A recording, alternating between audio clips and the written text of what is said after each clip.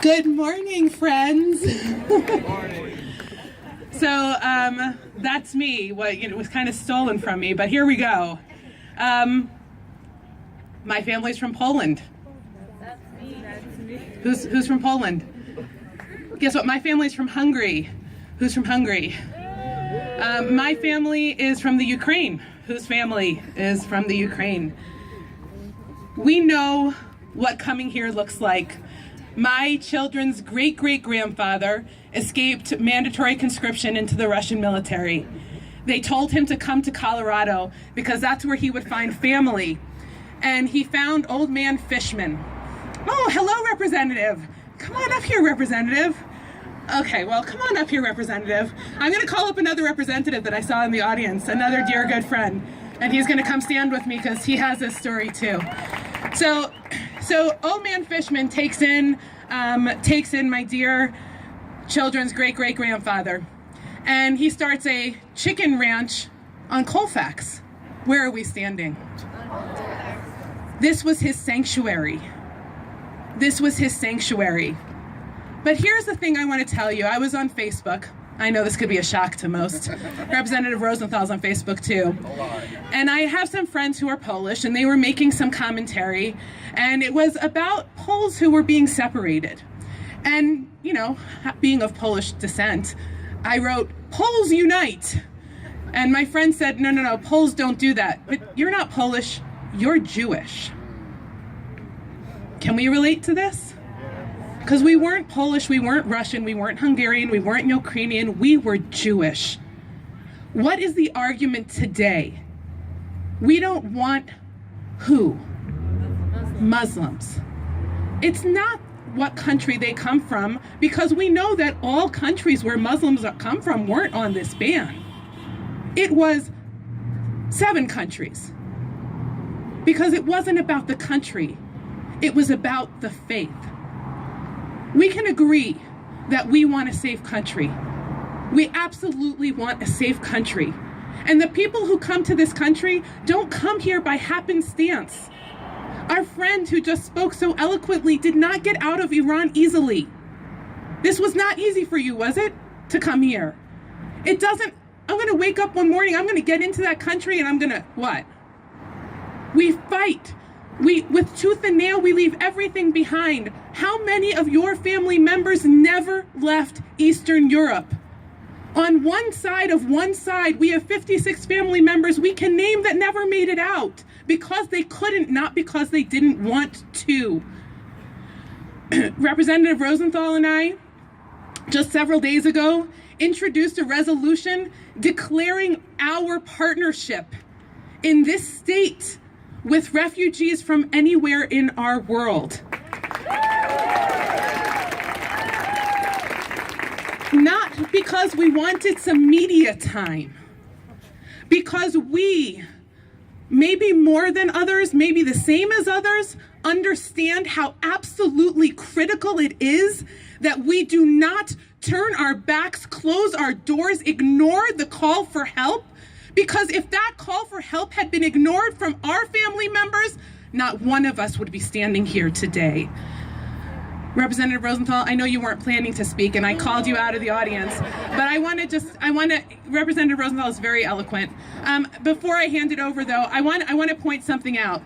This is Colfax, right? Where my children's great-great-grandfather had a chicken farm, which he walked away from one day, said he gave back to the Indians. So if anybody could tell me how I get those property rights back, I'd be grateful. Anyway, my district starts right there, the north side of Colfax, the people that I represent. I see Jamie Sarche somewhere in this audience. She walked this neighborhood with me. There she is. Every single one of those doors was knocked. And do you know what I saw when those doors opened? I saw my grandmother's house, filled with artifacts and knickknacks from a different land, filled with smells that you can only get at that house, filled with flavors that we all want to have in our own homes, and they're the ones who can show us how to get it. These people deserve deserve our help and our respect, and we are committed at the State House to doing that. Representative Rosenthal, will you talk about a little bit about the resolution? Sure, let's give her a hand. my good friends, my mishpacha. Love you, Daphne. We're the Jewish caucus. Actually, there are 6 or 7 of us now out of 100, so... Yeah, so we almost have a minion. So who else is running for office? Here's the call. Jamie, are you taking my place next? She's my constituent. So thank you so much for being here. This is so amazing. This is not my district, but that's okay because, this is something we're all getting out of our homes and our communities and our comfort zones to come out here and be with our friends and our neighbors and people we don't know to say that we are united on one thing, that we are all here to welcome refugees to America. Thank you. I just really have one point that I want to make today. It's still afternoon, okay. And as we heard from Dr. PJ, where are you in the crowd here? From Mango House. Are you still here? He ran away. Oh, okay, he left already. But I just have to say, I had the opportunity to visit there, and I really, really highly suggest it. They're doing such amazing things, helping immigrant folks with their health care, their dental work. There's a teen center for kids to get together and be with other refugee kids.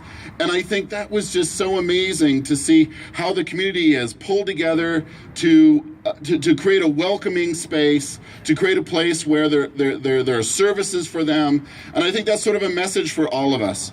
How does each of us get outside of our comfort zone to cross the street, to open the door, to knock on the door, to visit somewhere where maybe we were just like, God, should I go visit the Mango House? I don't know. I'm not, am I really welcome? Yes, you are. And that's exactly what we need to do. We need to continue that outreach, continue that welcome. When you see your next door neighbor and she has a scarf on her head, she's Muslim, you say, Salam alaikum, sister. And she says, wow, alaikum salam, I can't believe it. I just said that to my neighbor the other day. She couldn't believe it that somebody actually said that to her. And I think that's exactly what we need to do. Just little things that maybe aren't such little things. So let's just go out into that world and make sure that we're always welcoming to refugees, to our friends, to our neighbors, to our somebody on the bus.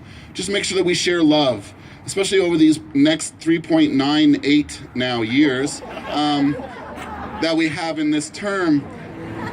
We need to make sure that we're happy and we're joyful and we're welcoming and we're loving and we're caring because they want us not to be. Because when we're afraid and we're angry and we're fearful and we're upset and we're beating somebody up, that's when they control us. So let's not be controlled. Let's be open and caring and loving. God bless you all. Thank you. Shalom. Shukran. One final thought. What can you do now? We heard that only 2 of our synagogues have signed up with Hayas. I see many other synagogues represented. I see many others in the audience that I consider my rabbis. Yes, I have multiple rabbis. I'm that kind of person. Let's get together in our faith communities and show what it truly means to be Jewish. Every young Jewish person knows the term, V'ahavta l'reacha kamocha, love your neighbor as yourself. Nowhere did it say, love your Jewish neighbor. Love your neighbor. Thank you so much for coming out today.